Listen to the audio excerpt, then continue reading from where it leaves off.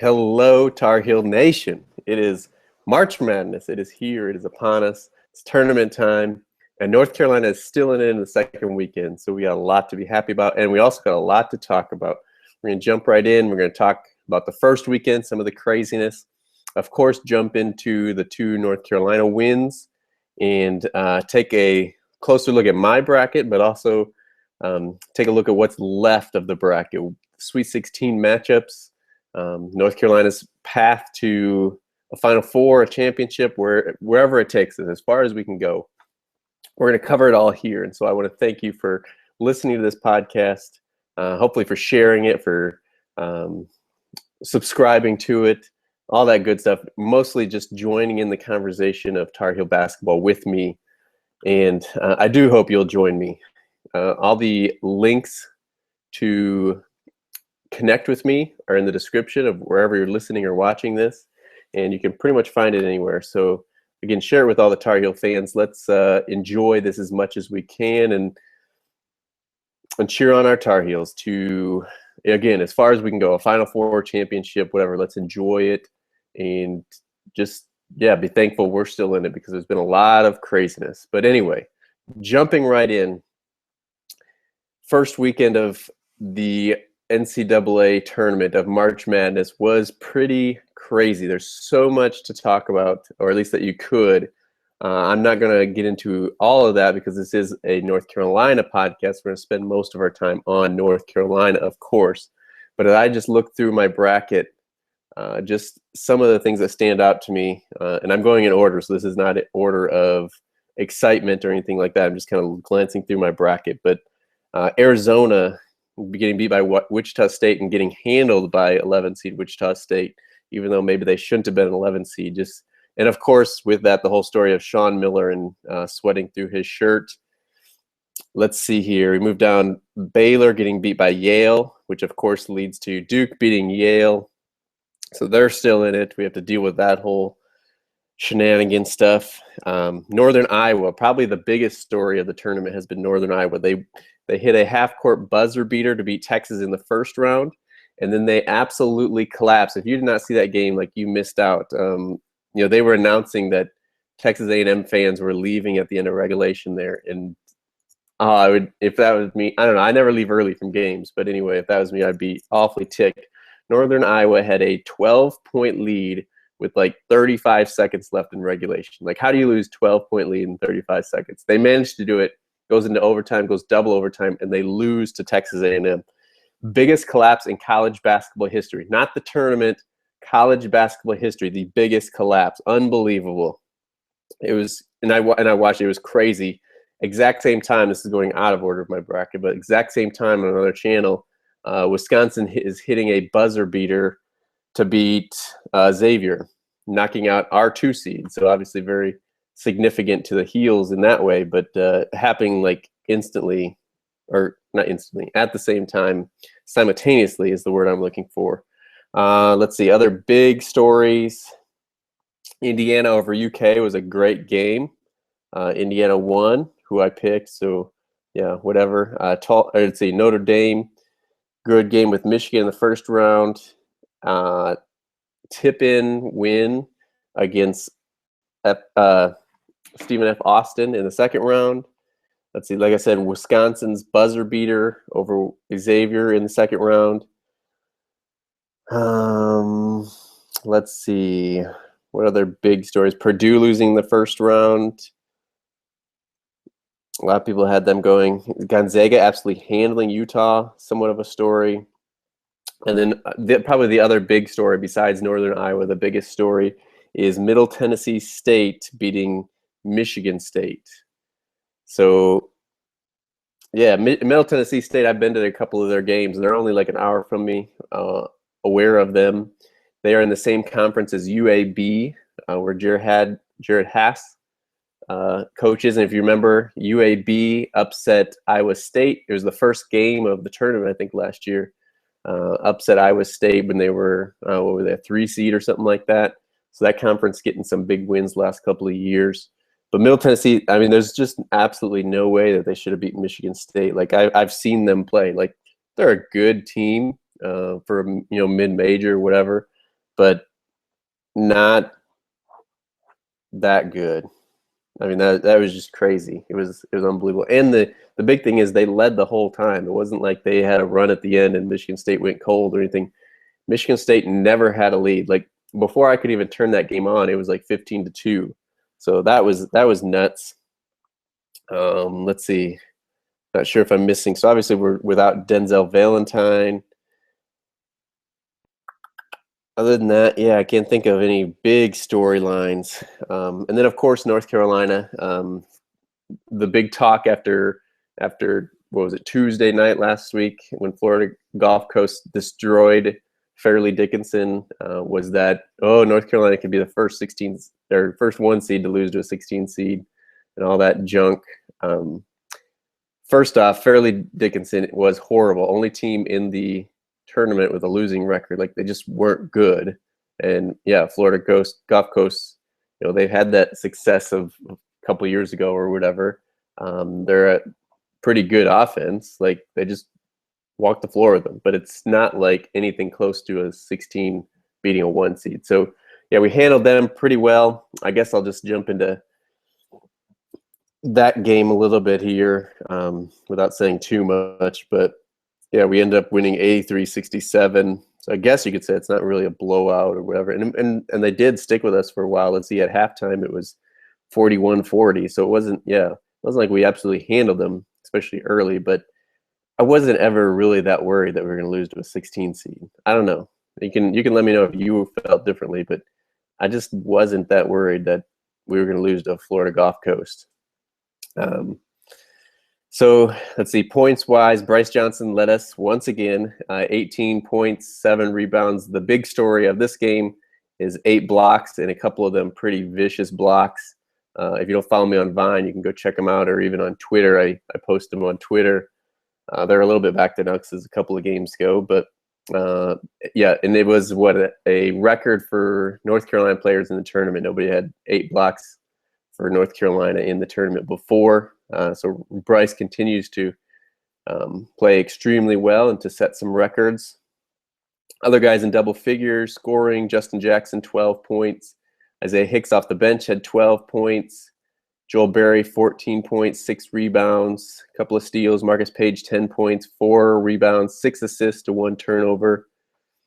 We shot 43% from the field, 33% from 3. 74% from the free throw line. So not great from the field overall. 3-point isn't bad for us, 33%. I think we would all take that. We got out-rebounded by 2, 43-41, but we had more offensive rebounds than them, 18-15. So that's probably the biggest thing there. We had only 7 turnovers in the game. They had 14, 10 blocks. Of course, 8 of those by Bryce. But I mean, not a just dominating game, but again, I wasn't ever all that worried. We outscored them on fast break points 20-0. So that tells you again how much we got out and really took it to them. The teams think they can run with us until they actually get in that scenario, and they just absolutely can't. Points off turnovers, we outscored them 21-4. Second chance points was a little bit closer, or I guess considerably closer, 21-17. Bench points were even. The score was tied 2 times, lead change 1 time. I think it was actually they did lead some in the first half, and then once we got it, we just never relinquished it, if I remember correctly. Yeah, 3 guys from their team in double figures, another guy with 9. But again, not ever really that worried about this game. And that put us in the second round. Yeah, like where we should be as a 1 seed. Like you guarantee that all the 1 seeds are going to win. Let's see. I'm trying to remember whose was the closest. I know Virginia won pretty easily. So ours probably was the closest 16 1 seed game this year, but not the closest that it's ever been. Will it probably happen? It was all that talk of eventually the 16 seed is going to happen. Odds would say it's going to happen. Like, anybody can beat anybody on a given night. Like, eventually it's going to happen, you would think. But I'm not going to pick it until it actually does. Like, there isn't a reason why it really has to happen besides that odds say eventually it's going to happen. So I would take my chances of the 1 seed. I mean, yeah, what are you going to say? Like, oh, I don't want to be the first 1 seed to ever lose. Like, let's not get a 1 seed for that reason. Like, that's dumb. Of course, you don't want to be the first one to have it happen to you, but wouldn't be that worried about it. If you're that good to earn a 1 seed, you should be confident enough to beat a 16 seed. And we were. So, yeah, moving on from there, before we get into the Providence game, I think I'm going to just update you a little bit on my bracket. And I would love to hear how you're doing, if you're dominating me, or if you're about the same boat, or if you're way worse than me, like, hey, you look pretty good. But anyway, first round, I guess I can go bracket by bracket. South region, that's Kansas region. I only missed 2 first-round games. I had Cal over Hawaii, and I had Zona winning over Vandy or Wichita State, which in hindsight I shouldn't have had. Like, Arizona hasn't been like that good all year. Obviously, Wichita State has a lot of experience in the tournament, a lot of success, and it is all about guards. The thing about this tournament is, I shouldn't say all, mostly about guards. If you got good guards, you got a chance to win every game. And obviously, Wichita State with Van Vliet and what's the other guy's name now? I can't even think of it, but you know who I'm talking about. They got good guards. So those are the only 2 games I missed in the first round of that game. And then I have 3 out of the 4 teams left in that bracket. Arizona, again, I don't know why I had them beating Miami, Florida in the second round. Not going to happen, or didn't happen, of course. So I got the other 3 right, though. Same exact scenario. In the West bracket, which is Oregon's bracket, I had Cincinnati over St. Joe's, which didn't happen. St. Joe's was actually really close to beating Oregon. And then I had Baylor over Yale, of course, which, again, I had Baylor beating Duke. Once I knew that Baylor didn't win, I knew Yale wasn't going to beat Duke, which stunk because you want Duke to lose as soon as possible, of course. So I have 3 out of the 4 Sweet 16 teams in the West bracket as well, which is really good. For that side, I got 6 out of the 8 Sweet 16 games or teams right. Up in our bracket, in the East bracket, very similar in the first round. I have 2 games wrong. I had West Virginia beating Stephen F. Austin, which that was a great game if you didn't watch that game. It was just fun to watch, the styles they were playing and all that. And then I had Pittsburgh over Wisconsin, which affected both of my games in the bottom of our region, which I'm okay with, because as much as I like winning a bracket challenge or anything like that, I will definitely cheer for the high seeds in North Carolina's bracket or region, whatever you want to say, to lose as soon as possible. So West Virginia losing, that was actually the team I had North Carolina playing in the Elite 8. So I was glad to see them go. I didn't want to see their press at all. And then, Xavier losing to Wisconsin, it's their 2 seed, definitely okay with that. And so I only have 2. I did have Indiana over Kentucky. I think I picked it more because, I think I even said this on the podcast, I picked it more because I wanted to see Indiana instead of Kentucky. Not that I was overly worried about Kentucky, but I just would rather see Indiana. We'll see how that works out for us on Friday. But so yeah, I got those 2, and then I got the bottom one wrong. And even worse, in the Midwest bracket, Virginia's bracket, only had, I guess, well, I shouldn't say only anymore. I had 4 games, which is about half. 4 games wrong in the first round. I had Texas Tech over Butler. I had Purdue over Little Rock. I guess I should have mentioned that. That's a pretty big upset. And then I had Dayton over Syracuse, and of course I had Michigan State going out of the Final Four. So they're the only Final Four team I'm missing. And Michigan State and West Virginia are the 2 Elite 8 teams. So I got 6 out of the Elite 8 still left. That's, of course, all the teams I picked still have to win Thursday and Friday. But right now I still got 6 of the 8 Elite 8 teams. I got 3 of my 4 Final Four, and I have both championship game participants left in my bracket. So unfortunately, in the Midwest bracket, though, I only have 1 Sweet 16 team. I have Virginia is the only team I picked that actually made the Sweet 16. I had Purdue over Iowa State in the second round. I had Utah over Gonzaga in the second round. And then I had Michigan State over Dayton, which obviously neither of those teams were in it, so I wasn't going to get that one right. Um, which is, I mean, crazy, I guess, about this Midwest bracket is that you're going to have a double-digit seed in the Elite Eight for sure. Gonzaga has 11 seed and Syracuse is a 10 seed. Can you imagine that? Syracuse as a 10 seed is the better seeded team in that game. That's crazy. Unfortunately, it probably makes Virginia's streak to the Final Four, or run to the Final Four, maybe a little bit easier. They don't have to see Michigan State, who has been their nemesis. I think is a better way to say it. So yeah, you don't want them to have such an easy road before we meet them in the Final Four, if we do. And I think I said this before as well. I'd rather not see Virginia in that Final Four because we played down to their pace too much. Like, obviously we showed we can win at their pace. In the ACC tournament, we beat them. But I'd rather us play our, impose our pace on them. And maybe because they haven't been to the Final Four, if we see them there, maybe we could do that. But I would much rather just not see them. I'd love to see, Gonzaga upset them. I don't know, Syracuse. I mean, I think we can beat them. It'd be the third time we're playing them, though. I don't like that, but would be confident that even Iowa State. I wouldn't mind seeing Iowa State because they have such a short bench.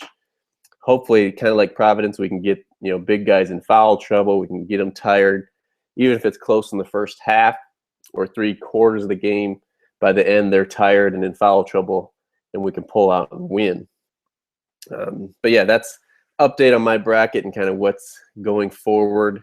I do have, well, I went through who I have already, so you can go back and listen to last week's if you didn't know who I picked to go on from the Sweet 16 here, and if I haven't mentioned it. So yeah, let's jump into the Providence game with North Carolina before we talk about the Indiana game and possibly who we play after that. Providence game, it was not a great start for us. They were hot, especially Ben Bentel.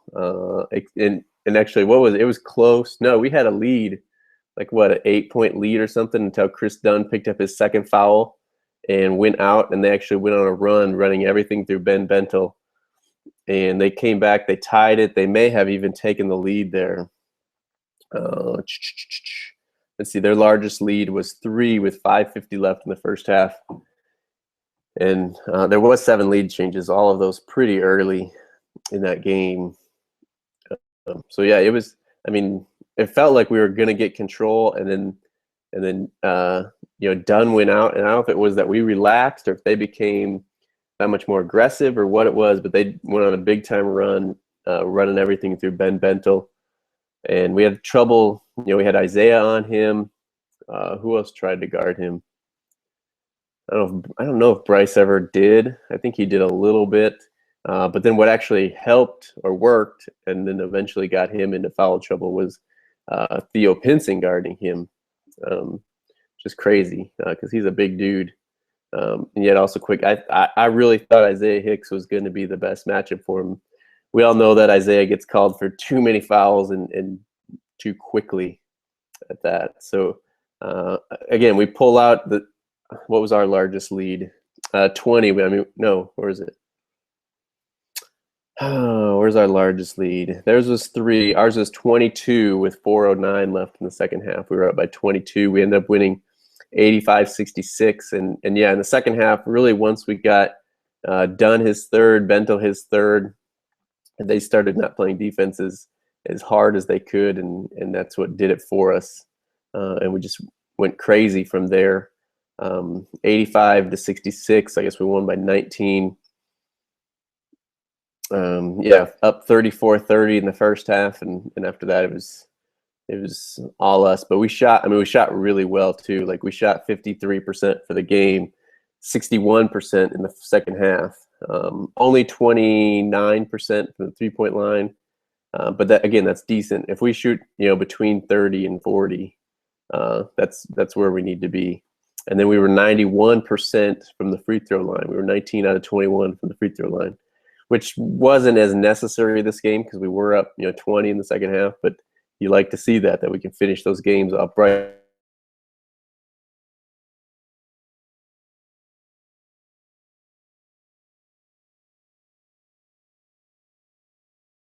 Shooting 7 for 7, like I said, from the free throw line. And then other guys in double-digit figures. Joel Berry, 15 points, continues to play really well. 5 rebounds for him. 15 points for Justin Jackson. He didn't shoot overly well, 6 for 13, but not bad either. Marcus Page, 12 points. Shot 2 for 5 from the 3-point line. And then Isaiah Hicks, 13 points, 7 rebounds off the bench. I believe they said all of those. I don't know about all the rebounds, but all the points at least were in the second half. He went 5 for 5 from the field, 3 for 3 from the free throw line. Played great. And I guess a big story, I didn't mention it against the Florida Golf Coast, but it was the case, and similar in Providence, was the lack of minutes Kennedy's getting and really lack of efficiency. And we had talked about that before. I mean, he just hadn't been efficient, hasn't been scoring, getting the job done. He played 11 minutes against Florida Golf Coast in the first round. 4 points. Did have 6 rebounds, which isn't bad for 11 minutes. Shot 2 for 9. And that's crazy. You get 9 shots off in 11 minutes anyway, but it's probably because he's either missing or getting blocked, getting it right back and going up, stuff like that. And just, yeah, hasn't been efficient. And especially there's a lot of guys smaller than him, quicker. He's not going to be that efficient on the defensive end either. So that's the big thing. Against Providence in the second round, 10 minutes, so about the same. 2 points, only 3 rebounds this time. Shot only 1 for 3 in this game. So Roy's sending a message, like, if you're not going to be effective, you're not going to get the minutes. He's giving those minutes to Isaiah. Isaiah's being really aggressive, really good.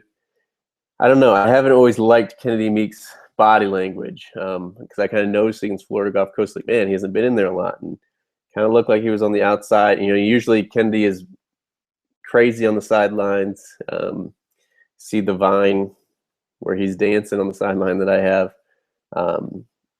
He's pumping guys up, and he's been kind of demeanor. If you watch even those celebration videos on YouTube that North Carolina is actually putting out, just not the same. So hopefully he doesn't get too down on himself. Hopefully he doesn't lose too much confidence. Next year we're going to need him for sure.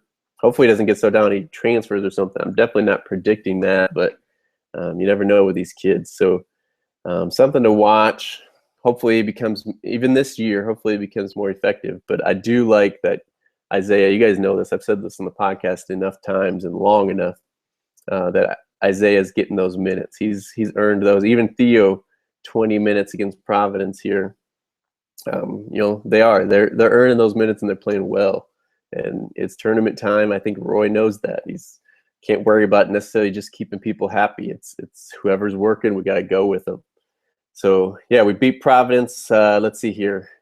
We had 15 turnovers in this game to their 11. We out-rebounded them 42-24. Obviously, a big difference there.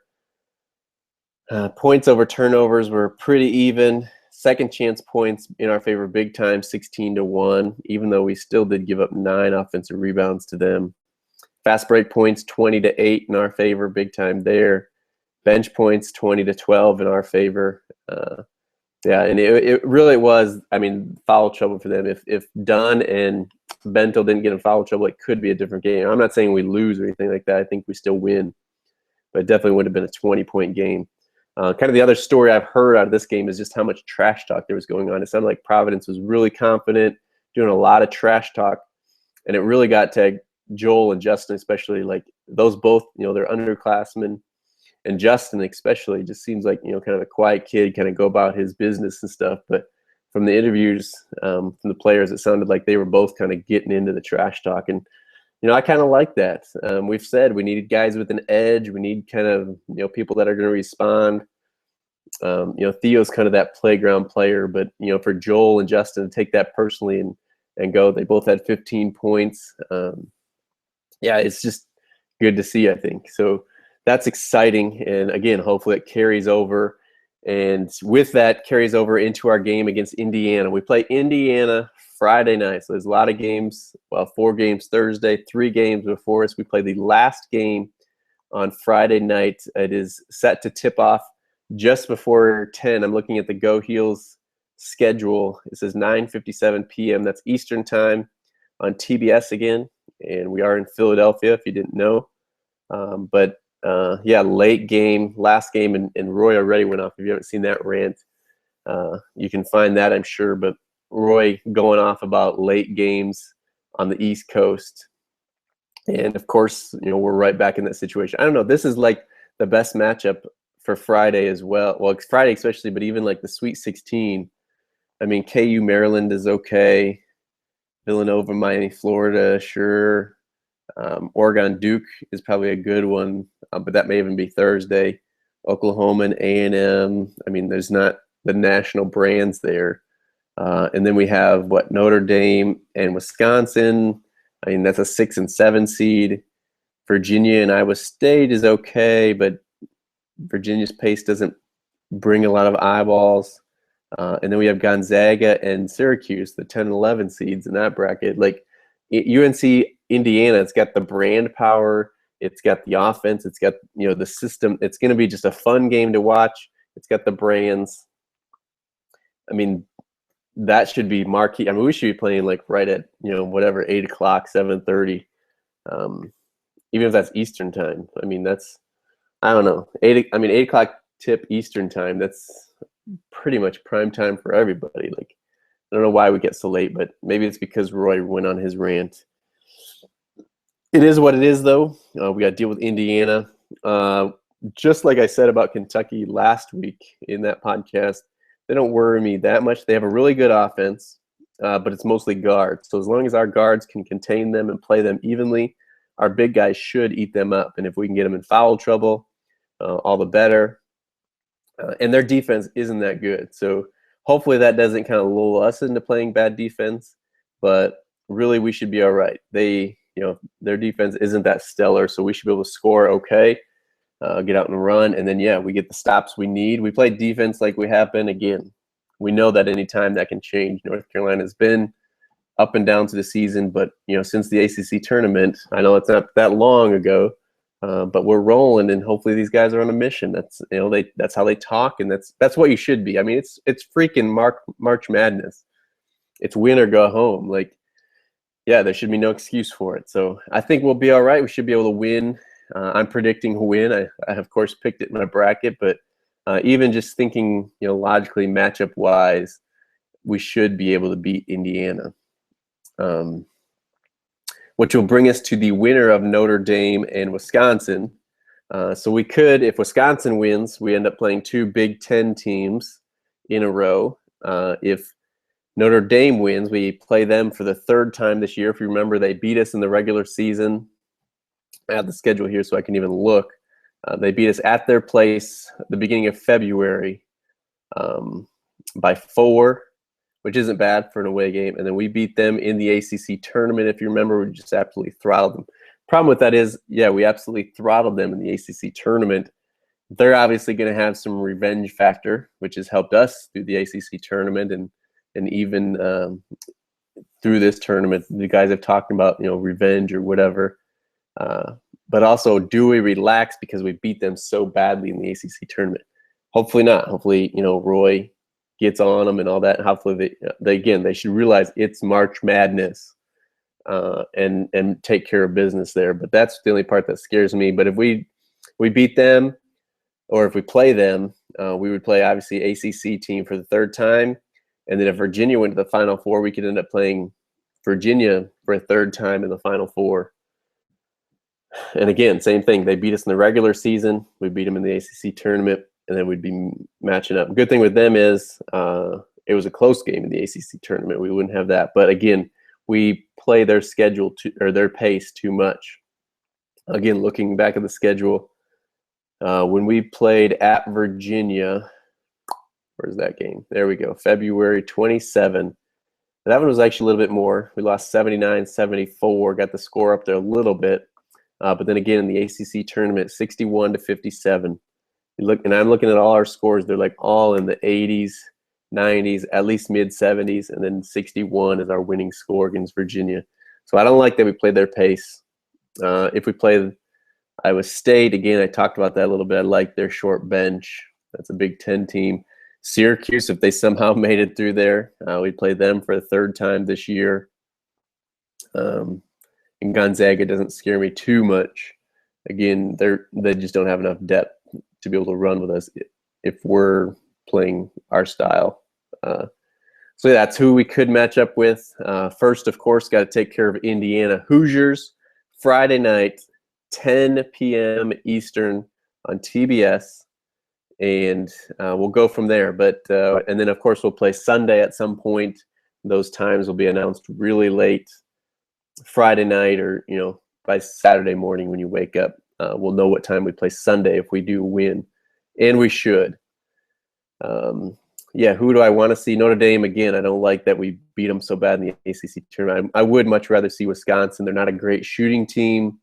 They don't have Bo Ryan anymore. Obviously, they made it this far, but yeah, we should be able to handle them, get them out running. They're good at defense. They're not as good as they have been in the past. And I would just much rather beat on the Big Ten than deal with the ACC again, just because we know each other so well. And that would be great. Take down Indiana, take down Wisconsin, and then we'll see who we match up in the Final Four. So that's about all I got for you this week, and I've gone on long enough, it looks like. So I will talk to you next week. We'll hopefully be talking about the Heels Final Four matchup and recapping our Sweet 16 Elite 8 games. Again, get in touch with me, communicate, and let's talk Tar Heel basketball. Again, all those links in the description. There's Twitter, Google+. There's a Facebook page. I don't think I put that link in there, I guess. But email, shoot me your thoughts on the podcast, on the Heels, whatever it is. And I guess it would be not right not to also include, if you would like to support the podcast, if you've enjoyed this at all, like to see it get better, get bigger, get noticed more. First of all, subscribe and review. iTunes, Stitcher, YouTube, wherever it is. Subscribe to it. Leave an iTunes review to help other people find it. And definitely share it with Tar Heel fans. If you got family members, friends, whatever, let them know about the podcast. And let's expand this as much as we can, especially on this North Carolina run. But if you'd like to support even more than that, you can go to patreon.com/UNC Hoopstalk. It's patreon.com/UNC Hoopstalk. And you can give as little as $1 a month. You can give a lot more if you want, but all that money gets poured back into the production of this podcast, hosting it, and love to get an actual website going about it. And yeah, if you'd like to come on or write for the blog, there is a blog now since it's not a website. But if you'd like to help out and contribute to that, shoot me an email, hit me up on Twitter, wherever it is. Just make sure you connect with me. Let me know your thoughts and all that. But again, I've gone on long enough. We'll be cheering for the Tar Heels Friday, Sunday, and I'll get back with you next week to recap those and look at the Final Four matchup that we got coming up. But that's all I got for you. This is Dan DeWitt, your host for UNC Hoops Talk, signing off. Until next time, go Heels.